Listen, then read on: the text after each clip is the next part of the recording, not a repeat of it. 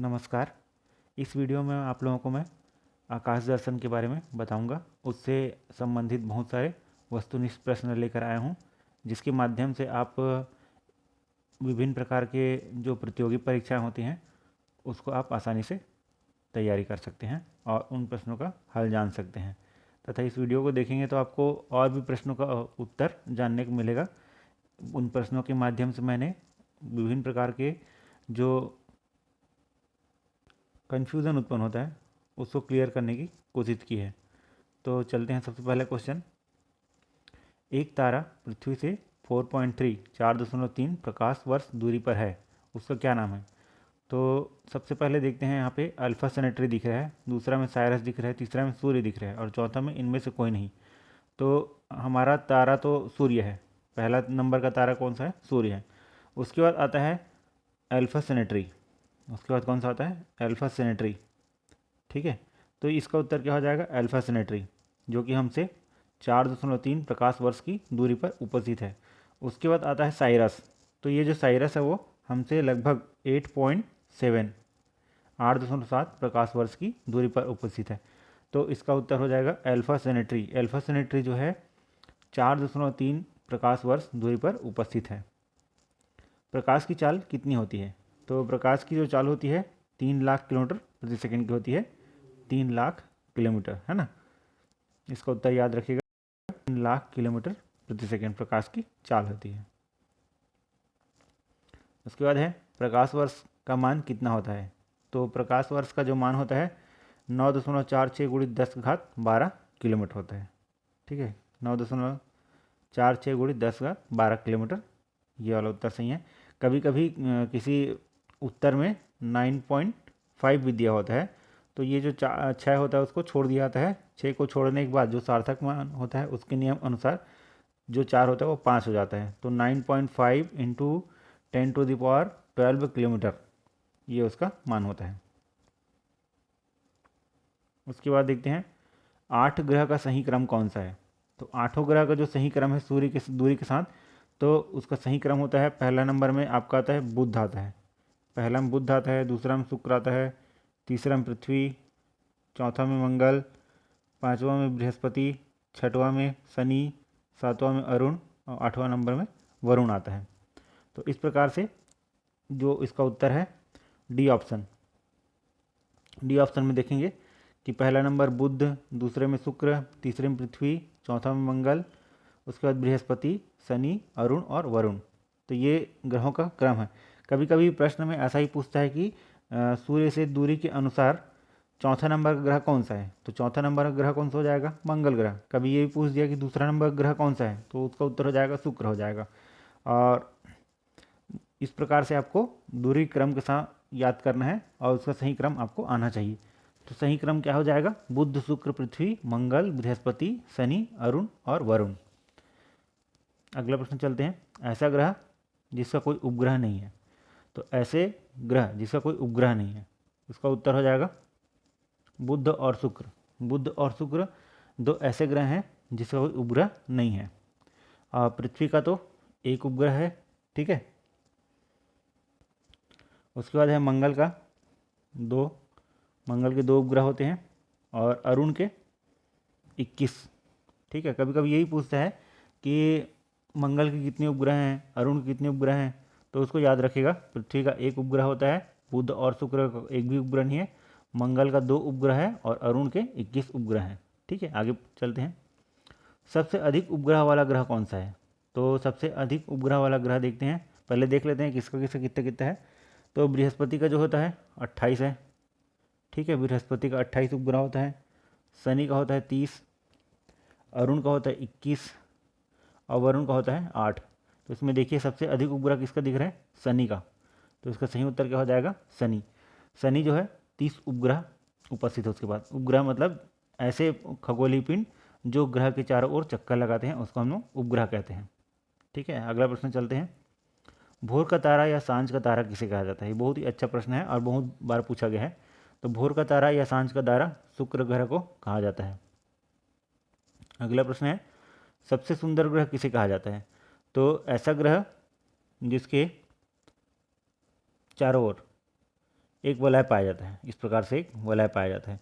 तो उस वलय होने के कारण वो बहुत सुंदर दिखाई देता है, इसलिए उसको सुंदर ग्रह कहा जाता है। तो वो है शनि ग्रह। शनि ग्रह के चारों ओर 3 वलय पाया जाता है, धूल के कण पाए जाते हैं। उस वलय के कारण ही वह सुंदर दिखाई देता है। तो सबसे सुंदर ग्रह में हो जाएगा शनि ग्रह। हेली नामक धूमकेतु कितने वर्ष बाद प्रकट होता है? तो हेली नामक जो धूमकेतु है, हेली नाम का एक जो धूमकेतु है, वो 76 वर्ष बाद प्रकट होता है। हर 76 वर्ष में एक बार प्रकट हो जाता है वो, यह दिखाई देता है। अगला प्रश्न देखते हैं, ध्रुव तारे की आकृति किस प्रकार की आकृति बनाता है? तो जो ध्रुव तारा है वो प्रश्न चिन्ह का आकृति बनाता है, या फिर वह करधुल की आकृति बनाता है। कभी कभी यही पूछता है कि करधुल आकृति कौन बनाता है करके। तो करधुल आकृति जो है ध्रुव तारा बनाता है या प्रश्न चिन्ह आकृति बनाता है, इस प्रकार से। ठीक है, अगला देखते हैं, 24 अगस्त सन 2006 को अंतर्राष्ट्रीय खगोल विज्ञान संघ की बैठक कहाँ हुई थी? तो 24 अगस्त सन 2006 को अंतर्राष्ट्रीय खगोल विज्ञान की बैठक जो है चेकोस्लोवाकिया में हुआ था। याद रखने वाला प्रश्न है, चेकोस्लोवाकिया याद रखिएगा। अगला देखते हैं, विज्ञान संघ द्वारा ग्रह को परिभाषित करने में बैठक कब हुई थी? तो अभी इससे पहले प्रश्न में आया था कहाँ हुआ था करके, तो चेकोस्लोवाकिया में कब हुआ था? तो ये जो है 24 अगस्त सन 2006 को हुआ था। ठीक है, अगला प्रश्न देखते हैं, प्लूटो को अब ग्रह का दर्जा दिया गया, खालिस्तान ग्रह का दर्जा दिया गया है। तो जो प्लूटो है उसको ग्रहों की बिरादरी से बाहर कर दिया गया है, तो इसलिए उसको वामन ग्रह कहा गया है या बौना ग्रह। ठीक है, क्या बोलेंगे? बौना। बौना मतलब होता है छोटा, बौन ग्रह बोलते हैं उसको। बौना ग्रह का दर्जा दिया गया है। ठीक है, प्लूटो को बौना ग्रह कहा जाता है या वामन ग्रह बोला जाता है। उसके अलावा एक और 2 ग्रह और हैं, साइरस और एरिस करके, उन दोनों को भी बौना ग्रह माना जाता है। हमारे सौरमंडल में कुल खालिस्तान ग्रह उपस्थित हैं या है। ठीक है, तो हमारे सौरमंडल में अब 8 ग्रह उपस्थित हैं, बुध, शुक्र, पृथ्वी, मंगल, बृहस्पति, शनि, अरुण और वरुण। यम को छोड़ दिया गया है, या अरुण वरुण को बोलते हैं यूरेनस, वरुण को नेपच्यून और यम को बोलते हैं प्लूटो। तो प्लूटो को छोड़ दिया गया है। पृथ्वी अपने अक्ष के चारों ओर किस दिशा में घूम रही है? तो पृथ्वी जो है अपने अक्ष के चारों ओर पश्चिम से पूर्व दिशा में घूमती है। कौन सी दिशा में घूमती है? पश्चिम से पूर्व दिशा में। इसलिए हमारा जो सूर्य है हमको पूर्व से उदय हुआ दिखता है और पश्चिम से अस्त होता हुआ दिखता है। यही कारण है, हमारा जो पृथ्वी है वो पश्चिम से पूर्व की ओर घूमता है, इसलिए हमको जो हमारा जो सूर्य है वो पूर्व से उदय होता दिखता है और पश्चिम में अस्त होता हुआ दिखता है। उपग्रह ऐसे खगोलीय पिंड हैं जो परिक्रमा करते हैं। अभी हमने बताया कि उपग्रह ऐसे खगोलीय पिंड होते हैं जो ग्रहों की परिक्रमा करते हैं। ठीक है, किसकी परिक्रमा करते हैं? ग्रहों की परिक्रमा करते हैं। और ग्रह किसकी परिक्रमा करते हैं? तारों की, है ना। जैसे हमारा पृथ्वी जो है ग्रह है, और हमारा जो ग्रह है वो किसकी परिक्रमा करेगा? सूर्य। सूर्य क्या है? तारा है। तो जो तारे की परिक्रमा करता है उसको ग्रह बोलते हैं, और जो ग्रह की परिक्रमा करता है उसको उपग्रह बोलते हैं। ठीक है, सूर्य का सबसे निकट ग्रह कौन सा है? अभी हमने बताया था क्रम के अनुसार सबसे पहला क्रम कौन सा है? 1 नंबर में बुध आता है, 2 नंबर में शुक्र आता है। ठीक है, तो 1 नंबर में बुध आ रहा है, इसलिए इसका सही उत्तर क्या हो जाएगा? सबसे निकट का ग्रह कौन सा हो जाएगा? बुध हो जाएगा। ठीक है, क्षुद्र ग्रह पाए जाते हैं निम्न 2 ग्रहों की कक्षाओं के बीच में। तो ऐसे 2 ग्रह कक्षा के बीच में क्षुद्र ग्रह पाए जाते हैं, वो है मंगल और बृहस्पति। ठीक है, तो ये मंगल और बृहस्पति के बीच में क्षुद्र ग्रह पाए जाते हैं। और ये क्षुद्र ग्रह होती क्या चीज़ है? क्षुद्र ग्रह जो होते हैं खगोलीय पिंड होते हैं जो ब्रह्मांड में विचरण करते हैं। इनका आकार ग्रहों से छोटे होते हैं किंतु उल्का पिंड से बड़े होते हैं, तो उनको बोलते हैं क्षुद्र ग्रह। और ये क्षुद्र ग्रह जो है मंगल और बृहस्पति दोनों ग्रह कक्षाओं के बीच में पाए जाते हैं। अगला प्रश्न देखते हैं, इनमें से कौन सा सौर परिवार का सदस्य नहीं है? तो सौर परिवार कौन है? सौर परिवार, हमारे सौर परिवार में आते हैं सूर्य और ग्रह, उपग्रह, क्षुद्र ग्रहिकाएँ तथा उल्का पिंड और उपग्रह, और उसके साथ में कृत्रिम उपग्रह भी आते हैं। तो हमारे सौर मंडल में ये सब आ गए, ग्रह ग्रहिकाएँ आ गई। ठीक है, ग्रह भी आ गया, उपग्रह आ गया, किंतु ये जो तारामंडल है वो नहीं आता। तो इनमें से कौन सा सौर परिवार का सदस्य नहीं है बोलेंगे तो तारामंडल जो है हमारे सौर परिवार का सदस्य नहीं है। अगला प्रश्न देखते हैं, तारामंडल नहीं है। ठीक है, तो उर्सा मेजर जो है तारामंडल में आता है, उर्सा माइनर भी तारामंडल में आता है, ओरियन भी तारामंडल में आता है। ये जो हेली जो है एक धूमकेतु है। हेली क्या है? धूमकेतु। तो ये तारामंडल नहीं है, तो इसका सही उत्तर हो जाएगा हेली। ठीक है, हेली एक धूमकेतु है। अगला देखते हैं सबसे बड़ा ग्रह कौन सा है। तो सबसे बड़ा ग्रह जो है बृहस्पति है। ठीक है, ग्रह जिस पर जीवन है, तो जीवन की सारी मूल आवश्यकताएं पूरी करने वाला ग्रह है पृथ्वी, जहाँ पर जीवन के लिए सबसे अनुकूल वातावरण है, इसलिए वहाँ पर जीवन है। तो पृथ्वी पर जीवन का उत्पत्ति हुई है। ठीक है, अगला देखते हैं दूरबीन द्वारा खोजा गया पहला ग्रह कौन सा था। तो दूरबीन द्वारा खोजा गया पहला ग्रह अरुण है। ठीक है, इसका उत्तर क्या हो जाएगा, दूरबीन द्वारा खोजा गया पहला ग्रह अरुण। अरुण को सबसे पहले खोजा गया था दूरबीन के द्वारा। अगला प्रश्न चलते हैं, 8 उपग्रह वाला ग्रह कौन सा है। तो इससे पहले एक वीडियो में हमने बताया है, इससे पहले के जो प्रश्न है उसमें हमने बताया है कि कौन कौन से ग्रह पे कितने कितने उपग्रह हैं। फिर से बता देते हैं एक बार। तो इसमें देखिए वरुण में 8 उपग्रह होते हैं, और अरुण में 21, मंगल में 2 और पृथ्वी में 1। तो यहाँ पे प्रश्न क्या पूछ रहा है, 8 उपग्रह वाला ग्रह कौन सा है। तो 8 उपग्रह वाला ग्रह है वरुण। वरुण के पास 8 उपग्रह हैं, मतलब हमारे जैसे हमारे पृथ्वी में 1 चंद्रमा दिखाई देता है, तो वरुण में 8 चंद्रमा दिखाई देंगे आपको। और अरुण में जाएंगे तो 21 चंद्रमा दिखाई देंगे। सबसे ज़्यादा चंद्रमा शनि के पास है, शनि के पास 30 चंद्रमा है। ठीक है, 3 वलय वाला ग्रह, ये थोड़ा सा गलत हो गया। तो ये 3 वलय वाला ग्रह कौन सा है। तो 3 वलय वाला ग्रह शनि है, इसी के लिए उसको सुंदर ग्रह बोला जाता है। अगला प्रश्न देखते हैं, लाल ग्रह कौन सा है। तो लाल ग्रह मंगल ग्रह को कहा जाता है। क्यों, क्योंकि वहाँ पर लौह अयस्क की अधिकता है, और लौह अयस्क की अधिकता के कारण वह लाल रंग के प्रकाश का परावर्तन ज़्यादा करता है, इसलिए वह लाल दिखाई देता है। अगला प्रश्न, तारों की विशेष आकृति के समूह को कहते हैं। तो तारे जो होते हैं विशेष आकृति धारण के होते हैं, उसको हम लोग तारामंडल कहते हैं। ठीक है, क्या कहते हैं, तारामंडल। वह पिंड जो किसी ग्रह की परिक्रमा करता है। अभी हमने बताया था ऐसे पिंड, खगोलीय पिंड जो किसी ग्रह की परिक्रमा करते हैं, उसको उपग्रह कहा जाता है। ठीक है, और ग्रह किसे कहेंगे फिर, जो तारे की परिक्रमा करते हैं उसको ग्रह कहते हैं। जैसे पृथ्वी, बुध, शुक्र, पृथ्वी है ना, ये सब क्या है, ग्रह कहलाते हैं। उपग्रह कौन हो जाएंगे, चंद्रमा। सबसे ठंडा ग्रह कौन सा है। तो सबसे ठंडा ग्रह जो सूर्य से जितने ज़्यादा दूर होगा वो उतना ही ज़्यादा ठंडा होगा। तो सबसे ज़्यादा दूरी पर है वरुण। ठीक है, तो वह सबसे ठंडा ग्रह कहलाएगा। कौन सा तारा उत्तर दिशा में स्थिर प्रतीत होता है। तो ये इसका उत्तर हो जाएगा ध्रुव तारा। ध्रुव तारा जो है उत्तर दिशा में स्थिर प्रतीत होता है। तारामंडल जिसकी आकृति एक शिकारी की तरह दिखाई देता है।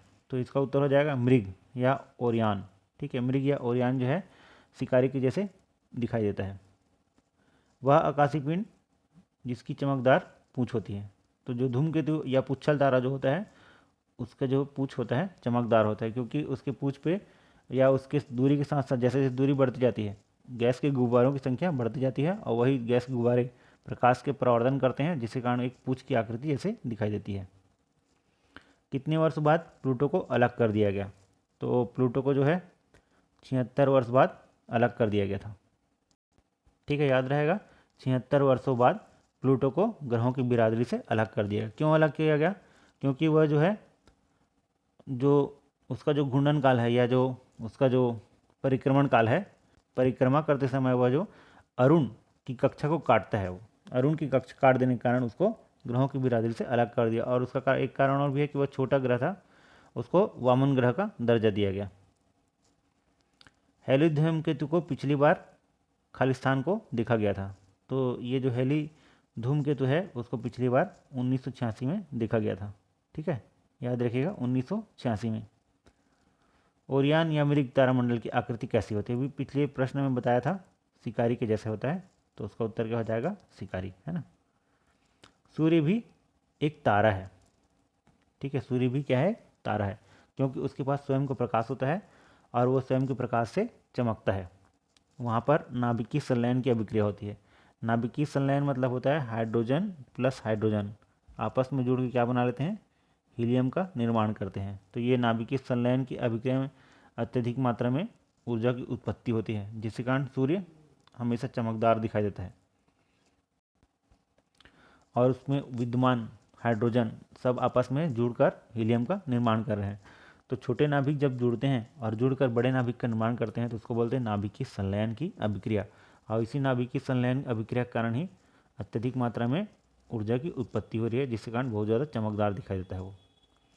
आकाशीय पिंडों के बीच की दूरी को मापते हैं। आकाशीय पिंड एक दूसरे से बहुत अधिक दूरी पर रहते हैं, इसलिए उसको दूरी के बड़े मात्रक के साथ मापा जाता है।